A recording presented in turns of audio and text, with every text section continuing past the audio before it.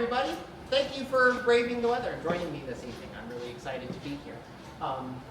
We're going to talk about depression. I know, not the happiest topic, but I'm hoping that I can make it exciting and you guys can get something out of it. And thank you to Novi Schools and Sarah and everyone who helped put this together as part of the May Mental Health Awareness Month. It's been great. Okay, let's check first. Who has a kid in, say, K through 4? Correct. Okay. 5th through 8th, maybe? Okay. You got a couple of high schoolers. Goody. And who's just here because they thought it would be a fun time? Great. That's okay. We're all going to learn something. I am gearing this toward your kids, for those of you that have kids, but this is applicable to adults too, just to a slightly lesser degree. So feel free to take away whatever you think is going to be helpful. Oh, I skipped it. Who am I? My name is Alexander Borello. I am a clinical mental health counselor, fancy word for just therapist. I've been doing this since about 2019. I work with Evolving Lives. Some of you know Matt over here. Matt is our owner, my esteemed mentor and leader. He gave a talk on anxiety about a month ago for the Novi Schools, if you got to see that. If not, it's on our YouTube page. I recommend you look at it. It's really great, as will this be. I love working with adolescent depression. That is one of my favorite things to do. I love talking to the kids, seeing where they are, and seeing how we can get them to the next stage of their life. So whether that be starting high school, or starting college, or getting ready to get their first job, life transitions are huge for me. They're scary to them, but once they understand what's going on in their brain and their body, I think it's a lot easier to manage. I like working on long-standing stuff, and I like doing a lot of values work. So we talk about relationship and routine, and you're going to see a lot of that today. I bring this up because if you go to a different depression talk, you're going to hear a different perspective, right? So you might hear about neurochemistry and all. Not my thing. You're going to hear about relationships and ideals and how we think about ourselves, because that's what I do with my clients every day. So what am I doing? We're going to define depression.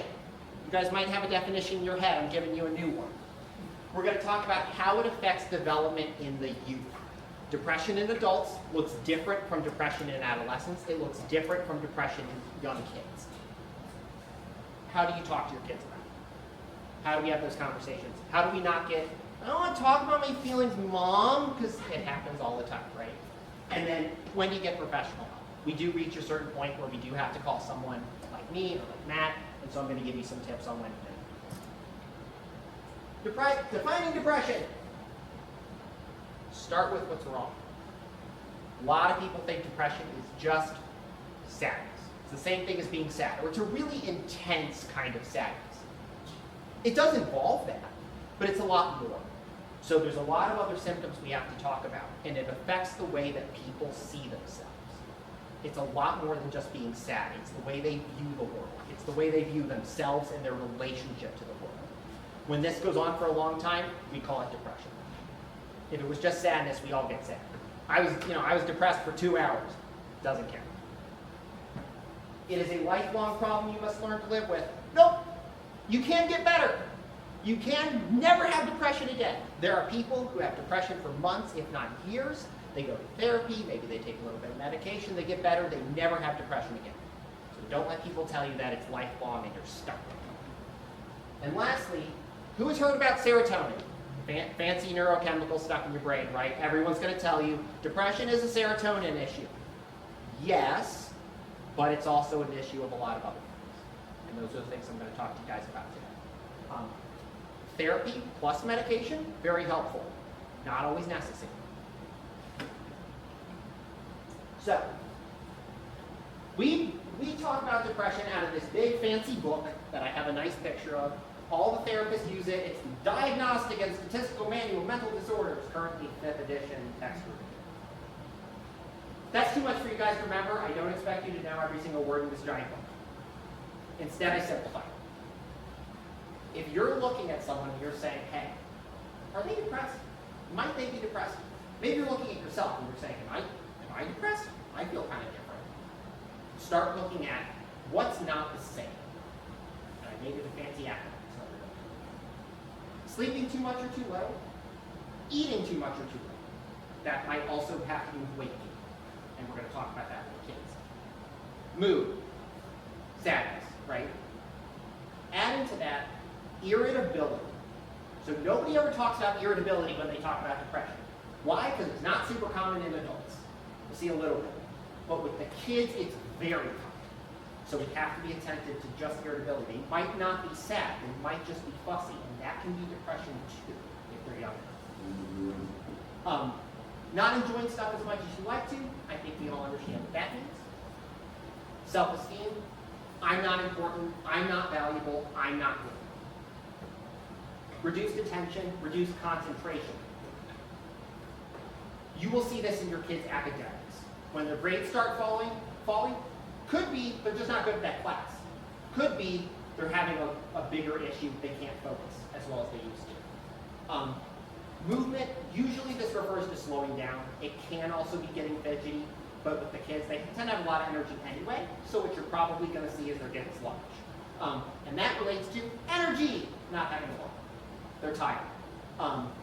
You might have to drag them out of bed even more than you're probably already dragging them out of bed in the morning.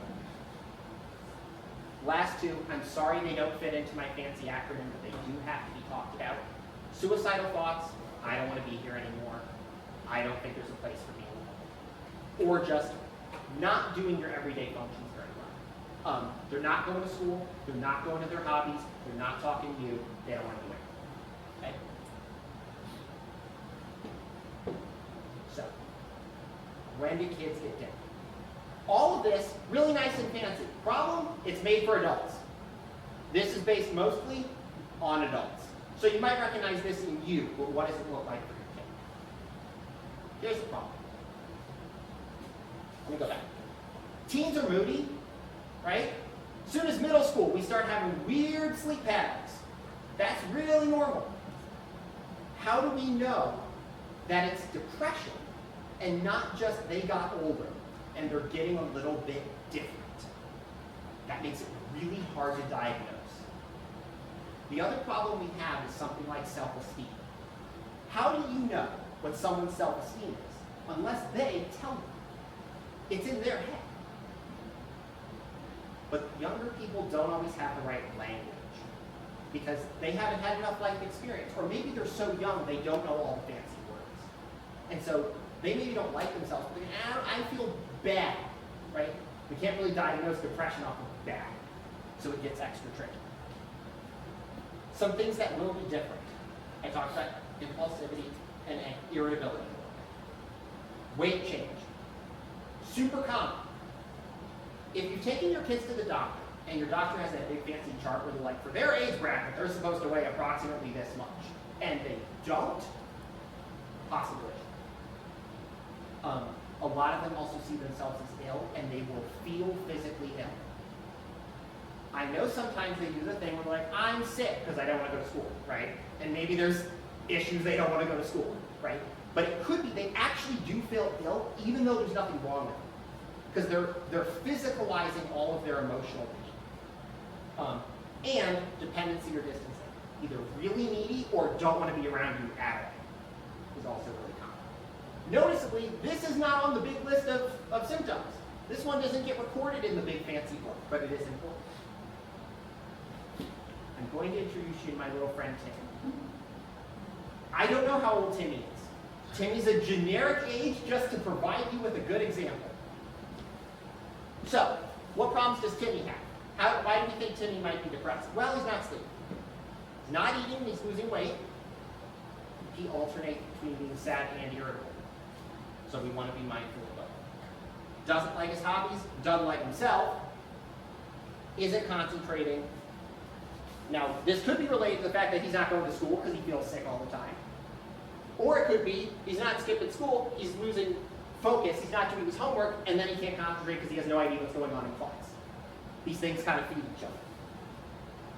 And if we let Timmy get far enough, he's going to start thinking everyone's going to be better off without him. Doesn't necessarily mean he wants to die, but he doesn't really want to be he. We're going to come back to Timmy a little bit later because he's an ongoing example. So, development. This is how I like to diagnose depression. Do I use the big fancy book? Yes. But when I'm working with adolescents, and if I work with someone younger, though not as common, I'm focused on how are they doing over time. Here's my definition. Depression results when our ability to complete the tasks of life is overwhelmed and we begin to despair life can't improve. So if you're young, what are your basic tasks? Hanging out with your friends, going to school, talking to mom and dad.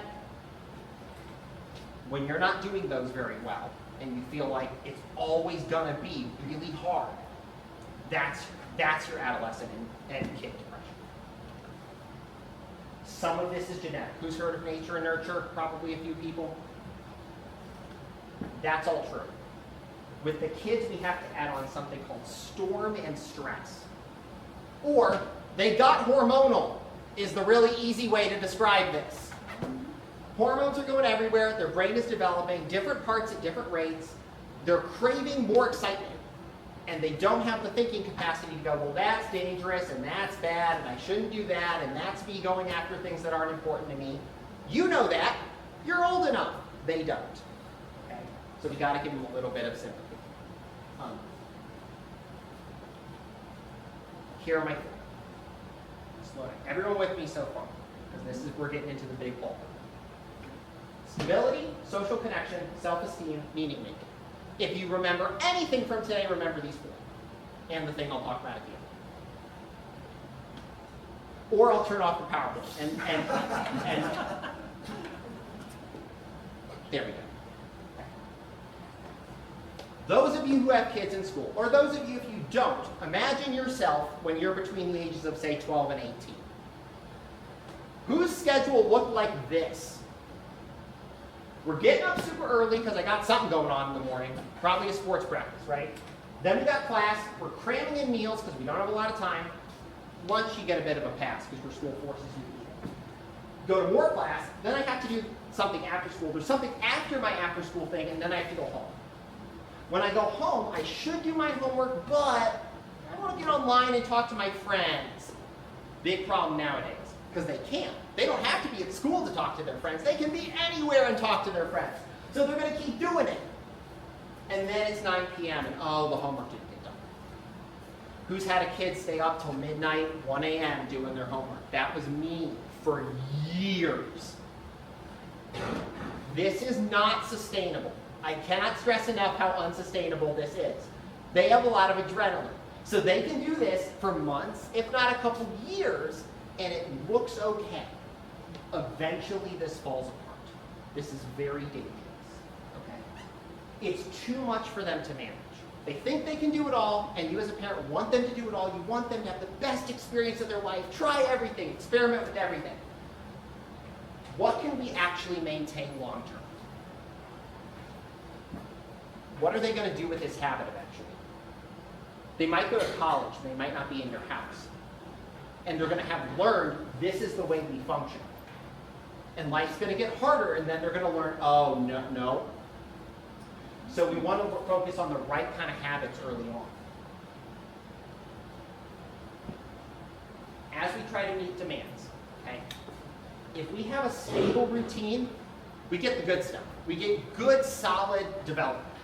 Better health, we learn how to do time management, we learn what we're good at, we learn what we're not good at. And if we don't, they start to learn this. And they may not all phrase it the same way, but this idea of I have to do it all.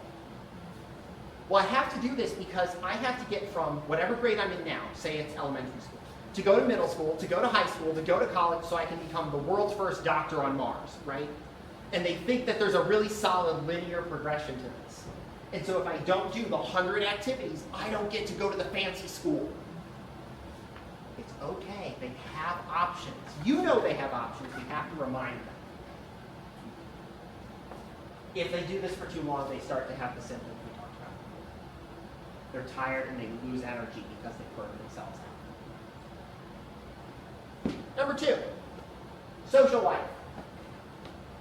Every parent who has a kid between 12 and 19 has learned one thing.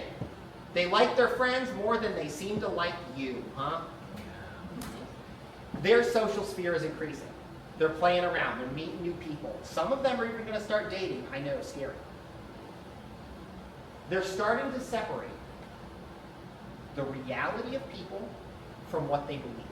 So, part of the problem that people have as parents, and teachers have this too, is when they're real young, they think you're the greatest. You can't do anything wrong because you're always there, you always care for them. And then they go, oh darn, mom has flaws, dad has flaws, my teachers have flaws. I don't like that. Ew. I'll go to my friends. My friends are cool and awesome. They don't have flaws. What their friends do have is really bad ideas. And when you put enough kids in a room, you get peer pressure and risk taking because they think, oh, this will be great. And then you go, oh no, they did it again, right? We gotta let them go through some of this, but they are gonna sometimes make friends that aren't just that valuable. And so that's the trick we have to watch out. You wanna know who's important in their life and what are the quality of those relationships. Okay, I hear you talking about Sally a lot. Great. What do you think about Sally? Hey, you know, she's cool. We hang out sometimes. Do you like Sally? Or do you just hang out with her because she's there? These are questions you can kind of start asking as parents to understand really what's their social life like. If it's good, and Sally's a great friend, Sally's super loyal, we never do anything stupid, great. We've learned some cool skills. We've learned about empathy, we've learned how to collaborate, we've learned, yeah, I can trust other human beings who aren't older than me. And maybe Sally's not a great friend. Two main issues that are going to come up. Disconnection and disappointment. Disconnection is what happens when you lose a bond with someone. Either maybe they move away, maybe they don't want to talk to you anymore. This happens with the young people. Disappointment is when you go, I'm not getting out of this relationship what I wanted. I thought we were going to be super close. I thought we were going to do things together. And they keep saying no. These are triggers for depression. These are primary triggers. When does the mood start tanking? When the social life tanks. Almost always. I can't rely on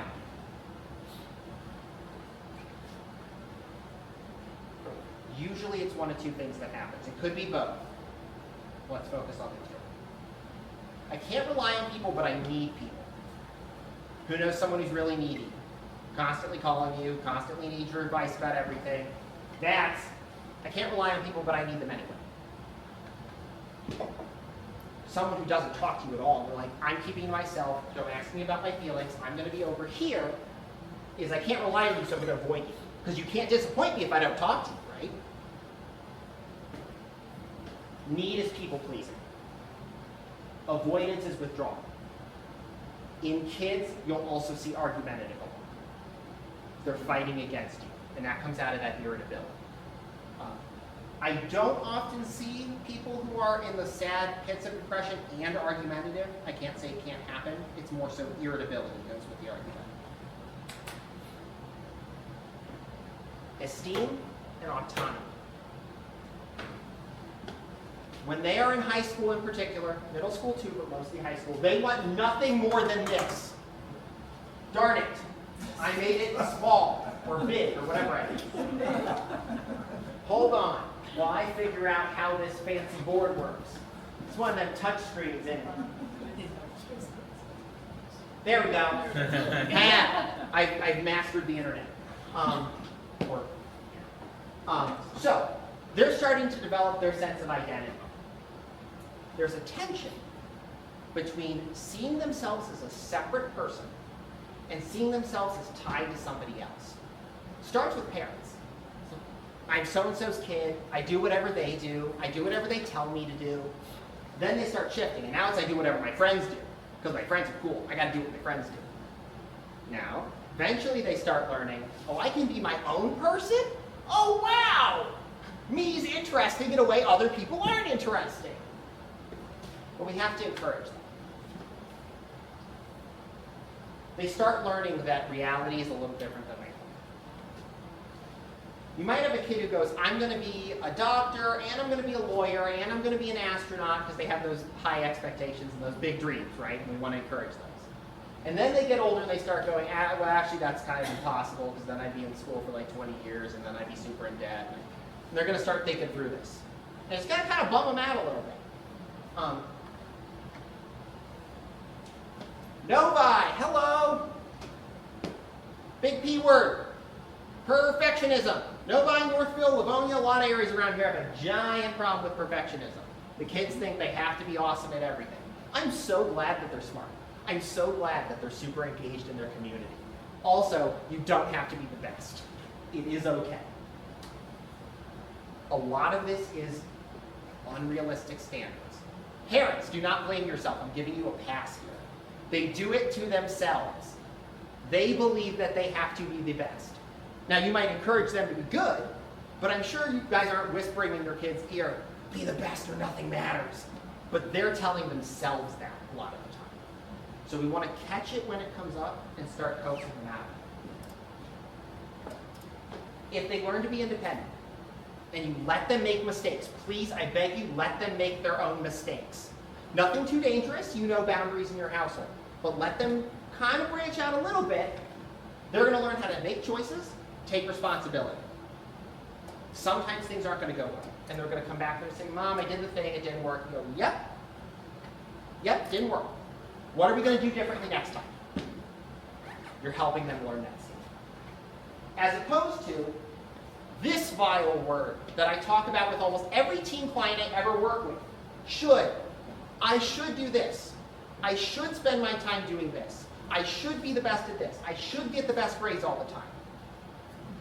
Should? You can try. I'd like to try to do these things. I can be someone who learns to be better. I can do better next time. But should gets us in a really bad pattern. Because eventually it's not going to work, right? You're going to get a B on a test eventually. I know. The first time I ever got a B, I cried. Not kidding. Sixth grade, I'm crying in my teacher's classroom because I got a B on a math test. Because I should became I can't. I can't be successful in school because I didn't meet my expectation. I'm doomed. I am bad. And then I learned, oh, it's a B on one test. That's fine. It doesn't mean I'm bad. I set a really bad standard. My fault. But they play this in their head over and over and over and over again. Classic depression, by the way. Last one. I know I'm throwing a lot at you. Meaning. This one's tricky. So, friend in the back who has a very young child. They are not doing this right now. This starts tiny bit in middle school, amplifies massively in high school. And you guys will probably all remember the year that you started to realize the big picture of life, right? Start looking at everything realistically and it's overwhelming. Who here watches the news too much? Who here sitting around thinking politics is bad, economics is bad, there's religious war going on, everything is bad? Well, eventually your kids are going to get old enough, they're going to realize these things are true. Not that everything's bad, but that there are a lot of problems. And they're going to think, well, I'm the next generation. I can solve all the problems. I can go out and I can do all the different things. And then, wait, no, I can't. I'll do nothing instead. It sounds drastic, but it's so overwhelming, right? It's so much anxiety. How am I going to solve all the problems in the world? I don't have the answers. Nobody seems to have the answers. People smarter than me who are already out there, they don't have the answers, so why would I? Paralysis of possibility. There's too much, I can't manage it, and so I will do nothing. The most depressed person you will ever meet absolutely knows this feeling. I guarantee you. They're trying to find meaning. They're trying to find meaning in their life. They're trying to think about what they're going to leave behind. Way too early. I mean, it's normal for them to think about it at 16. They're not going to have the answers, right? But if they get overloaded, they'll start giving.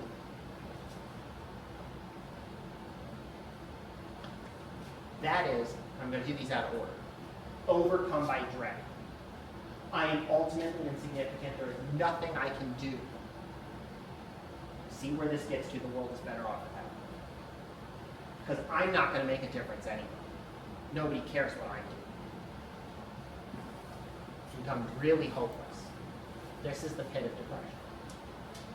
Or we can teach our kids to be brave and to take chances and try to find some good opportunities for their life. They do exist. They just can't see them because they're young. But we're adults. We've lived a little bit. We have some examples. He's back. I told you he would come back eventually. I'm going to go through all the sections I just went through, but we're going to talk about Timmy. See if you notice anything familiar from me talking from that. Timmy always wakes up at 5 a.m. And he goes to bed somewhere between 11 and 1. Depends on the day, depends on what he's got going on. And this is go to bed, by the way. This is not fall asleep. It might be another hour or 2 hours before Timmy falls asleep. Every week, he's got 8 classes in school, because of course he does, all kids do. He's got 3 soccer classes, he's in the school play. That was my thing when I was a kid, if my dramatization of my presentation didn't make that clear.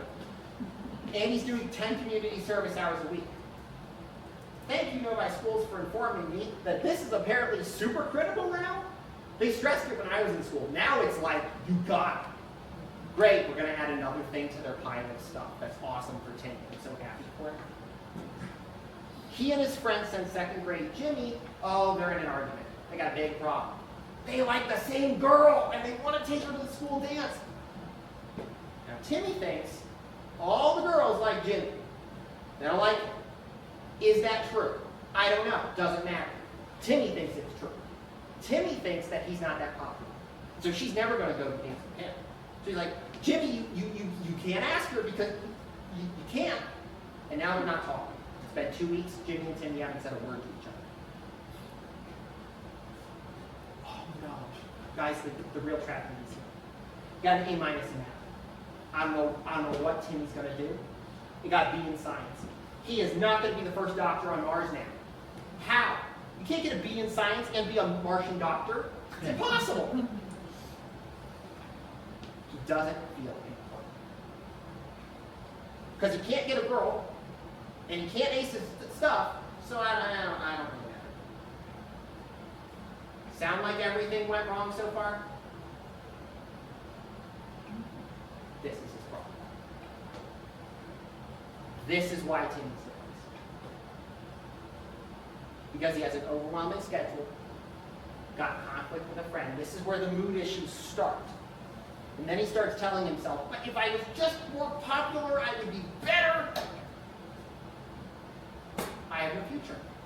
I didn't do great in high school or middle school or whatever age Timmy's in. It doesn't really matter. So there's whatever I just do. And Timmy's at a complete loss. All my charts went wrong. Timmy took the bottom path every time. And he started to overload it.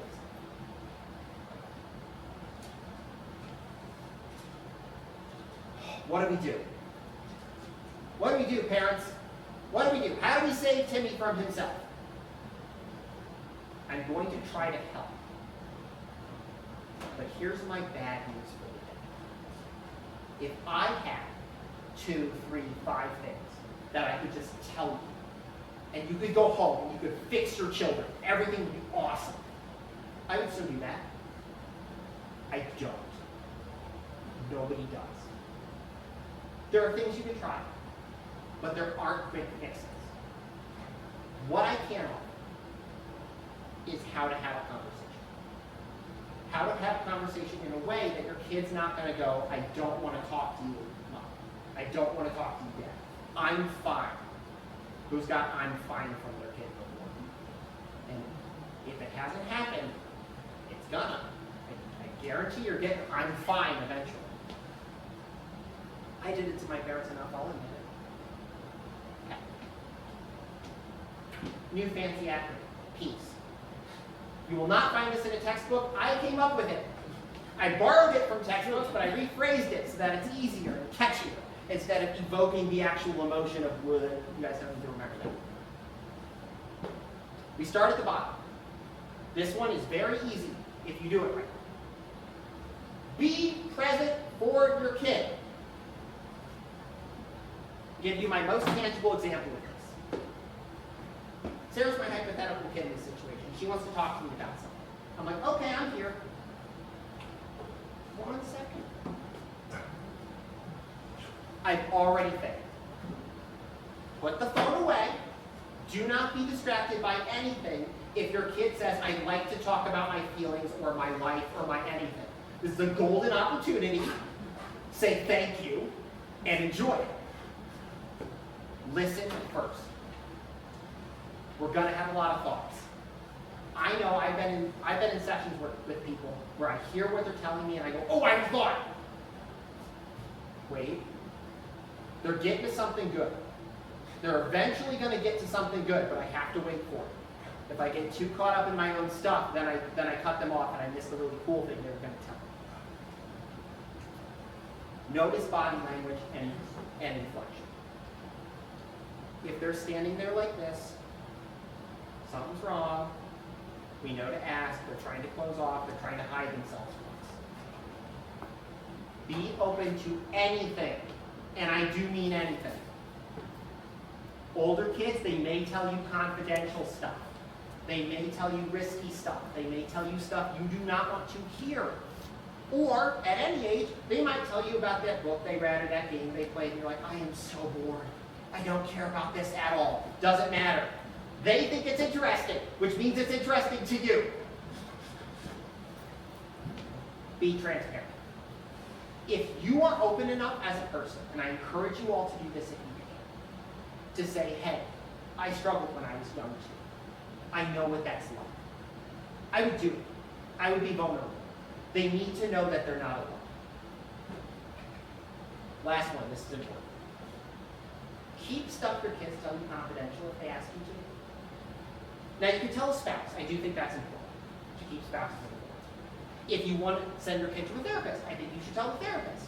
You should get the kid's permission, but you should share it. I would like to know. It would very much help my job, thank you. But their siblings don't necessarily need to know. Their friends definitely don't need to know if you know their friends. Be curious about their life. Please, please, please be curious about their life. Even the stuff, like I said before, that you don't think is the most interesting.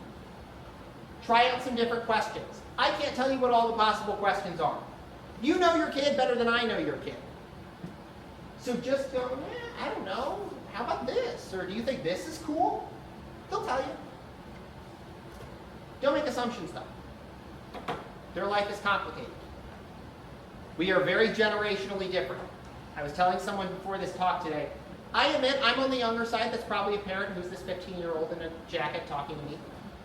But the kids I talk to talk about stuff I have no idea what they're talking about. I'm like, has the world changed that much? Yes, it has. Yes, it has. So we can't make assumptions about what they're into. Ask about their goals. They have goals. They may be outlandish goals if they're young enough to be the, politician, lawyer, doctor on Mars. Or they might just want to get through a week and have some good grades. I know I'm a therapist telling you to listen for your kids' emotions. I know, it's my job to care about emotions, but it's your job too. If they say the word sadness, frustration, anger, happy, I don't care. If they say an emotional word, whatever they just said is now super important. Even if it didn't seem relevant 5 seconds ago, they tie an emotion to it. Great, we're going to latch on and we're going to ask more questions.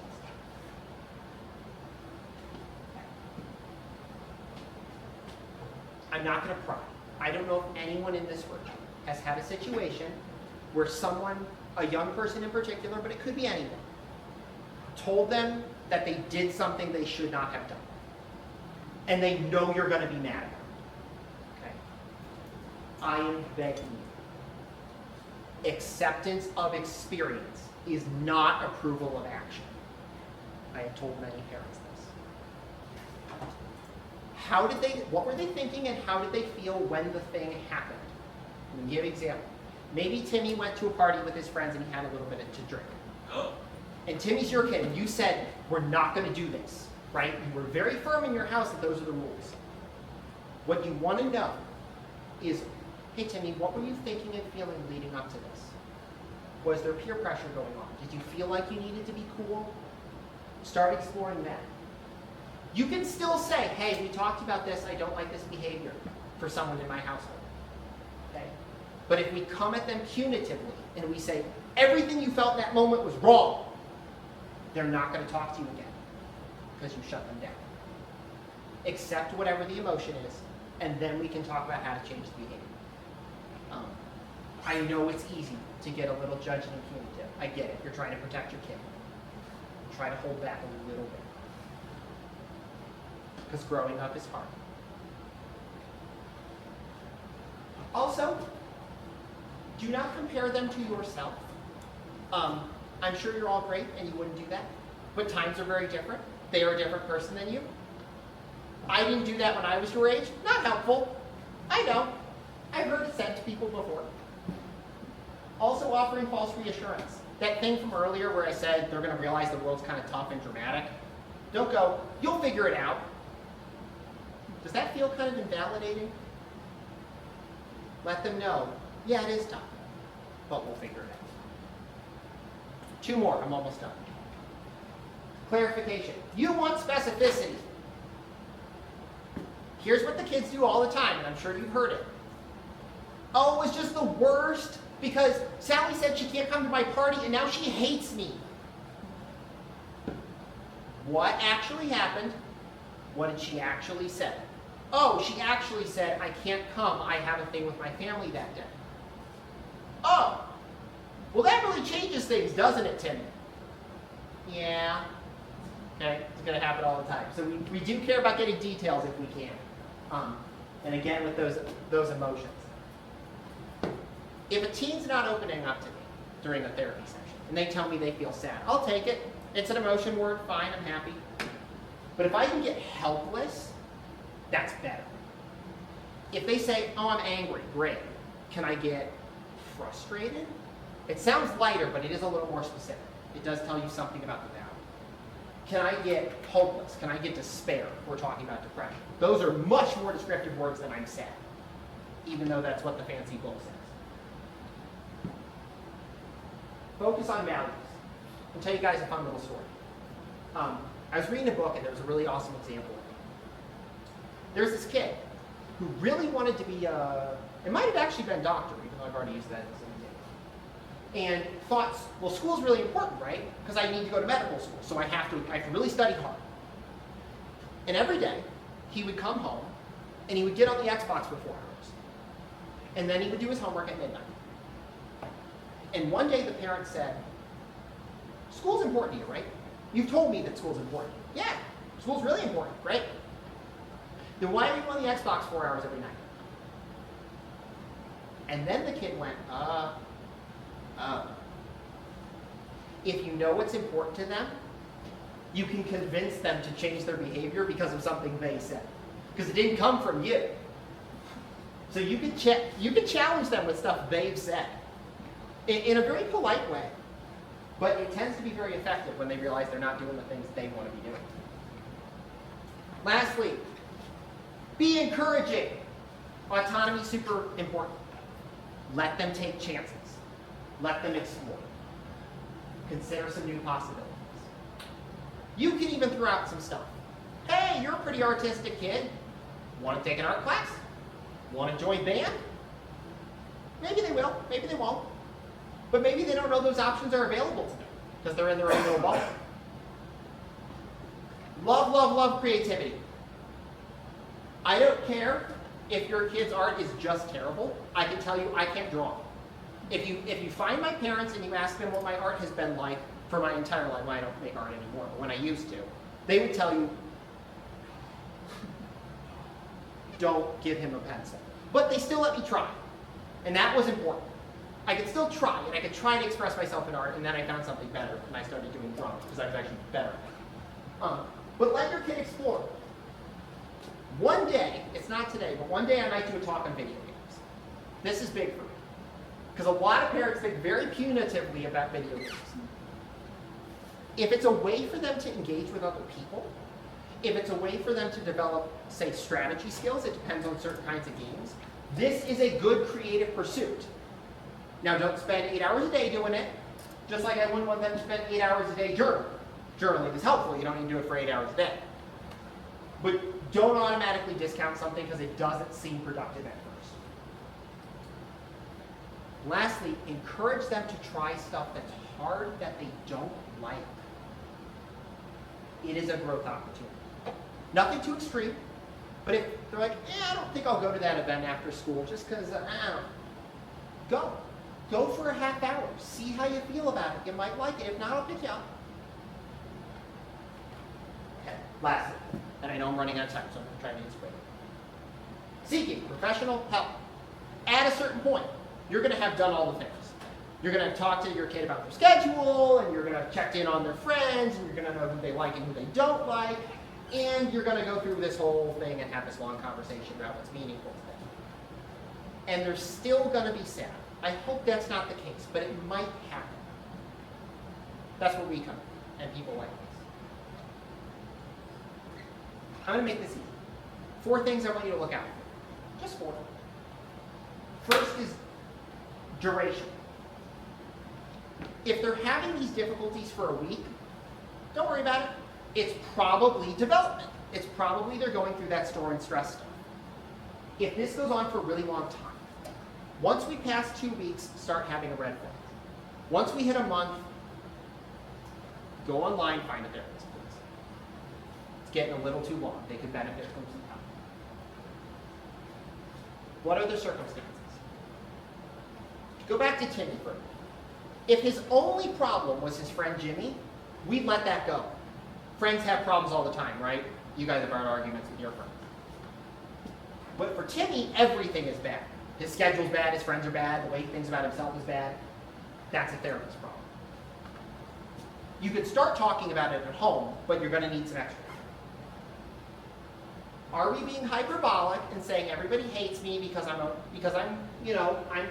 concerned and I need to have the most friends, or no, legitimately I just think that everybody hates me? You guys get the tonal difference there. That's more concerning.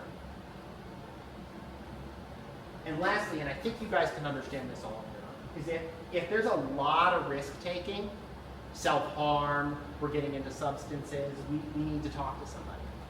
If it's a little bit of rebellion and they're talking back to you a little bit, they don't really want to be around you, they want to hang out about an hour later than they used to, let it go. Especially if they're getting older and they're going to do it, it's okay, it's safe. And if you're still unsure, please, I am more than happy to talk to absolutely any of you anytime. I have my card, you can take it, you can come talk to me after the presentation, I will answer questions. I will do therapy for your kid, or I'll do therapy for you. If you need help having these conversations, or they need help having these conversations, that's what we're here for. We talk to Matt over here as well. Start with me, then go. We love doing this kind of work. And there are other therapists like us too, who would love to talk to you, or talk to your kid, or do a family session if that's what you really think is going to be helpful.